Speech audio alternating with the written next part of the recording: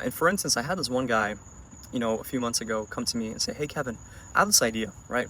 What if we could have a person's genome in the medical record and AI could analyze it and apply insights to every single visit?" And I was like, yo, like, if I weren't in medicine, that would sound pretty cool. Hey, what's up, YouTube? It's been a few years, but I'm back, and a lot has happened in these few years. I look forward to catching you guys up in the next few videos, but today's topic is, what are common pitfalls that tech founders fall into when they're thinking of creating a healthcare company? If you don't know me, I'm a medical student at the world's #1 hospital, that's Mayo Clinic, but I've also worked in tech. I have a self-taught background. I've interned at Microsoft, and I've interned at a lot of startups like Top Hat, Critic, in the ed tech field. I've grown my own startup, so I have an understanding of both worlds. And this question is especially salient today because a lot of people, a lot of tech founders, CS guys, people that just have like the technical background, are thinking about ways they can create a startup. And a lot of them think, okay, I could do DevOps, or maybe I could do, fintech. But a lot of people also think, hey, let me do health tech. And health tech is, it's pretty unique because it's you're thinking of, okay, how can I apply AI to actually save human beings, not just make a better trading algorithm or something like that. Not that there's anything wrong with that, but at the same time, a lot of people, because they come from a technical only background, they fall into like major traps, how I perceive it, just because they don't understand like the clinical context of things that they want to build, like if something that they want to build is actually relevant in the hospital or not. So that's what I'm gonna try to explain to you guys in these next few minutes. All right, so let's go to pitfall number one. Okay, number one is creating a mental health company. And when I talk about this, it's like, okay, AI can be your therapist. AI can be your, you can talk to it. It can maybe connect you to a therapist. You can use it to personalize, find personality profiles and match people together.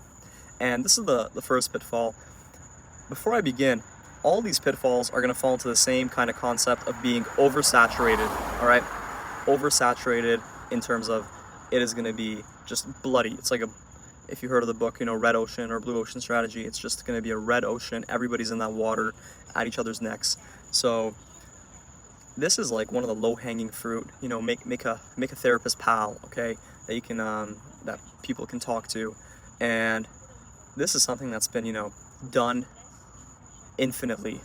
And a lot of people think, okay, well, maybe I can use AI to connect people to therapists and find better personalization. Well, you can try that, but it's going to be infinitely harder for you to do that because you're going to compete with like BetterHelp, all these companies that really have the therapist game on lock, compared to thinking of something novel.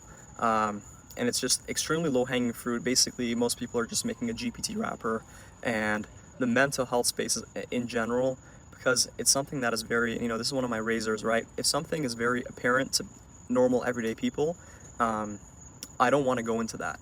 As someone who is building a healthcare company myself, and who is, a medical student, right? I'm in the medical system. I'm not just peering from the outside thinking of, okay, all right, what are some big trends? Mental health. Let me make a mental health app. That is something where you're going to meet a lot of competition, and it's going to be, very, very hard because it's low-hanging fruit, and requires like little deep technical knowledge or medical deep knowledge to get a decent product off the ground pretty quick. The second big pitfall is the AI scribe, okay? So everybody, and their mom has heard of AI can listen to you, write notes, and write notes for you, right? They can listen to you during the visit and write notes for you. And a lot of people still try to make yet another AI scribe. And again, in my opinion, something that requires just like one GPT call, right?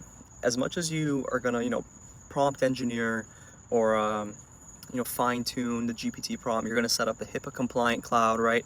You're gonna run your GPT on Azure, and you're gonna get your BAA, so you're HIPAA compliant. You're making something that's one API call.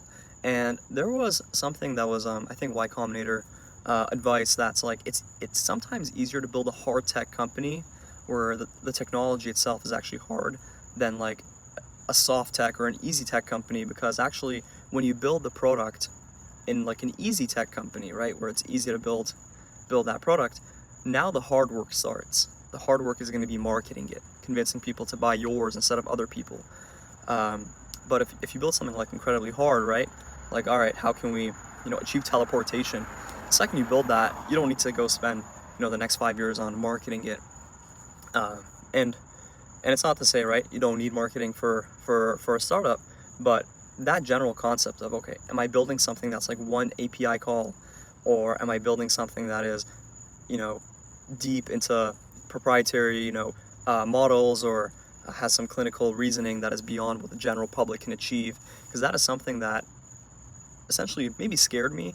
No, I wouldn't say scared me, but it's something that pushed me towards getting a medical degree. Is I don't want to be building something that some kid in his basement, which is what I was, right? I was a kid coding my basement, can build himself, right? I don't want to build something that a kid in the basement can just like think of and be like, yo, let me launch a competitor to this guy, who has maybe like a wife or kids to feed. I don't think that's that's not the kind of game I want to play. So that would be the second thing, like an AI scribe, an AI note-taking thing. It's like a big second pitfall that I see a lot of people fall into.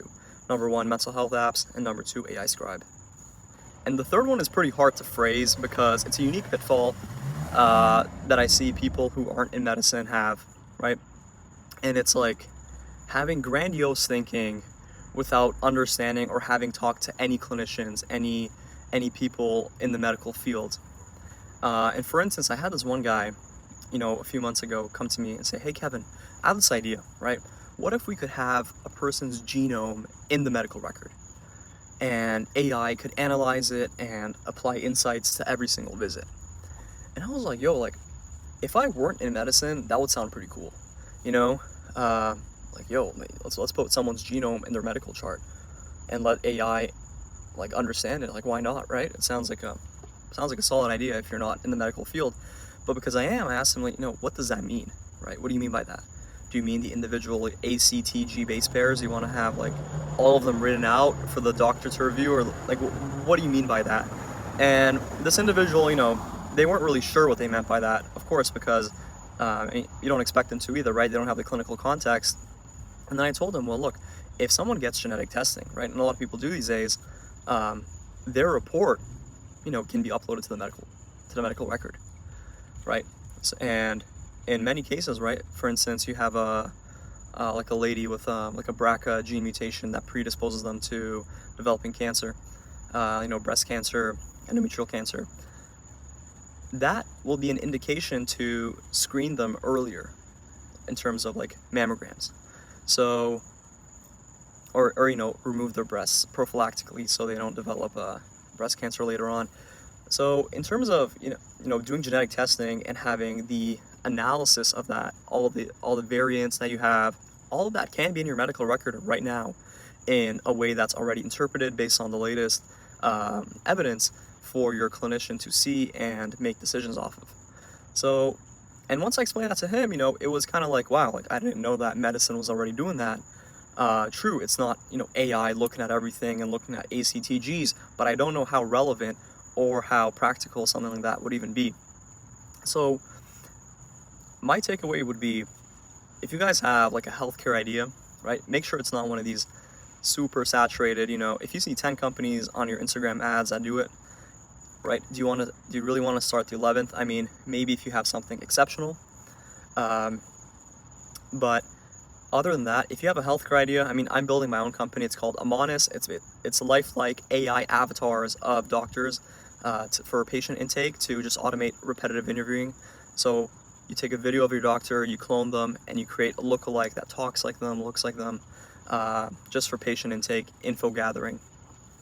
So I'm building this right now, but if you guys have, ideas that you'd want to, run by me, like as someone with a clinical mindset, I mean, feel free to shoot me a message, or go find your local doctor, someone who, I would say, not a very traditional doctor where they're, just working as a job and calling it a day, but someone who's interested in tech and is willing to give you an ear with like ideas about AI. They're not closed off to it, because that's the kind of clinical context you want to gather. Someone who's forward thinking, but also in medicine, so they understand the day-to-day. Alright guys, well that's about it. The next video is going to be on common pitfalls that physicians or, healthcare professionals fall into when they want to start a company. And this is because as a medical student who goes around telling people, I've interned at Microsoft, I've had a lot of physicians pitch me their ideas like, hey, what do you think of this? Can you make me an MVP? And sometimes you can tell that this person, this individual has been practicing medicine, very deeply their whole lives and hasn't understood the current landscape of, what's getting funded, and like how a consumer would digest a product if they were to make one. So that's going to be the next video. All right, y'all, so take care, like and subscribe and comment.